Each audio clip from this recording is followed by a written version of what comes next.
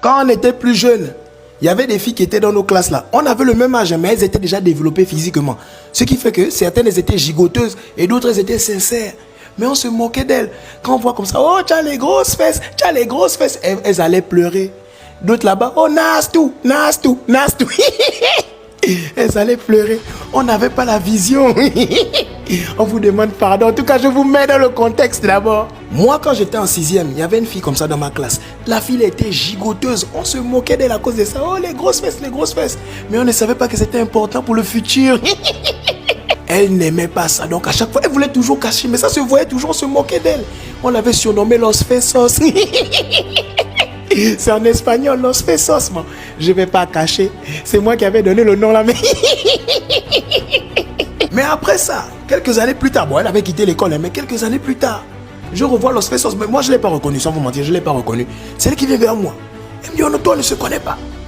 Oh, moi, je vois une fille avec le gigot. Bon, j'ai envie de dire, on se connaît, mais juste à cause du gigot. Mais je regarde aussi, je dis, non, je ne pense pas. Elle me demande, tu n'as pas fait l'école à tel endroit? J'ai dit oui. J'ai dit, quelle classe? Oh non, on a fait la 6e ensemble. Oh. Je regarde la fille comme ça, je demande c'est quoi le prénom.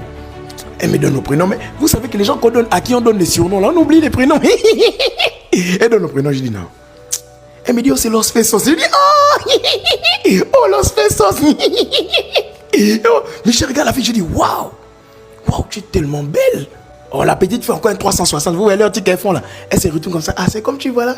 J'ai bien grandi aussi. Elle me dit, oh, mais toi aussi tu es devenu mignon. Je dis, ah, bon, c'est la vie. Hein. J'ai dit, bon. Mais on fait comment? Non, on ne peut pas laisser le temps passer comme ça. On doit quand même s'échanger les numéros. On doit se voir. Bon, moi je sais, c'est que j'ai en tête. Elle me dit non, il n'y a pas de problème. Prends mon numéro. On va parler. Je n'ai pas tardé. À peine arrivé à la maison, je lui ai envoyé le message. On commençait à parler. J'avais oublié son vrai prénom. Mais je ne pouvais pas lui redemander ça. Donc j'avais écrit Los Fesos.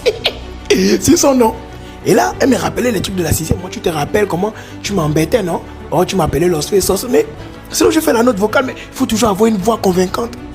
Je lui dis, tu sais, ça c'est les trucs du passé. Et quand on était jeune, on n'avait pas conscience. On ne savait même pas ce qu'on devait faire dans la vie de demain. Et aujourd'hui, quand je te vois en vrai, ça me fait même plaisir de parler avec toi. Je ris même seul. Je voulais rentrer dans Los Fesos, nager dans Los Fesos. À un niveau, je drague. Mais je sens qu'elle n'est pas très réceptive.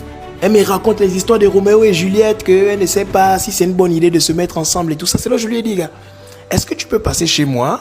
On va essayer de parler de ça, on va essayer de parler de vive voix, tout, et tout ça, vous voyez un peu.